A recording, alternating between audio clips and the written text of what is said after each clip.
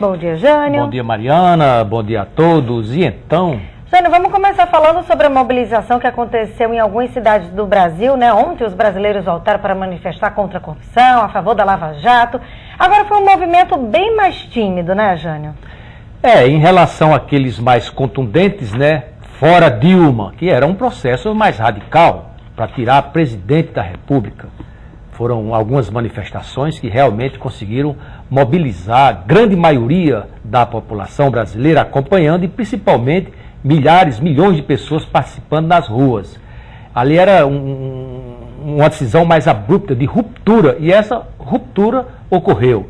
No desdobramento, a gente vê manifestações de alguns defendendo a retomada do processo anterior, outros querendo evoluir e outros querendo conduzir da forma como está sendo conduzido pelo vice-presidente Michel Temer. Ninguém pode esperar mais dessas manifestações uma divisão entre duas partes. A manifestação de ontem, inclusive, foi com vários temas, mas houve alguma mudança interessante. Deixou de ser aquele tema em relação a uma pessoa e passou a ser mais institucional, que todas as manifestações de ontem, em termos institucionais, elas fortalecem a democracia. A mais importante delas foi uma manifestação para apoiar a Lava Jato no momento em que a gente vê posições mais extremadas, né, em todos os segmentos da população, notadamente na cúpula, em relação à continuidade da Lava Jato. Alguns com a posição mais assim, está ameaçada a Lava Jato, outros nem precisa se preocupar. Mas a população brasileira achou interessante dar esse recado. A Lava Jato tem que prosseguir da forma como está indo e tem que ter o seu desfecho. Outras questões pontuais também não são radicais de mobilizar e de dividir a sociedade brasileira, como, por exemplo, algumas manifestações contra a reforma da Previdência, contra a reforma trabalhista, e para acabar com o fórum privilegiado. Mas essas questões pontuais, elas vão cada vez mais mobilizar grupos menores e em circunstâncias que se justificam essas manifestações. Por exemplo, a gente viu há pouco, a Inglaterra fez um plebiscito, né, e decidiu sair da Comunidade Europeia. Uma coisa extremada.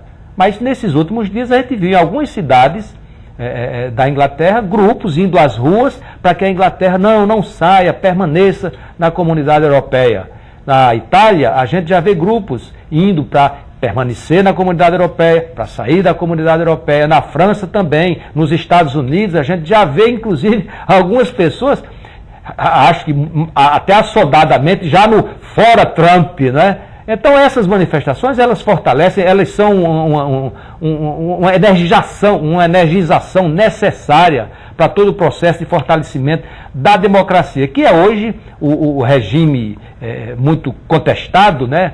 A democracia, a gente vê algumas tentativas de nacionalismo, algumas tentativas de partidos fortes, algumas tentativas de caudilhos, de homens fortes, mas nada disso ameaça quando a gente vê com essas manifestações de rua, todas elas voltadas mais para o fortalecimento da democracia, qualquer ameaça nesse sentido. Portanto, eu não vejo as manifestações de ontem como algo que preocupe ao processo democrático. Pelo contrário, acho que elas são necessárias, outras deverão ocorrer, pontuais, eu diria até em determinados lugares, noutros não, porque a gente sabe que o Brasil, esse país continental, ele tem algumas diferenças, né? E a gente pode até, ao invés dessas mobilizações muito fechadas, como a gente tinha no Fora Temer e agora estão mais abertas, deixarem de ser também nacionais. A partir daquela separação que houve da reforma da Previdência, a União está fazendo a dela, estados e municípios têm cada um que fazer a sua, a gente pode ver também mobilizações setoriais, regionais, e isso também vai ser, dentro de todo esse processo, algo que a gente torce para que fortaleça cada vez mais a nossa democracia.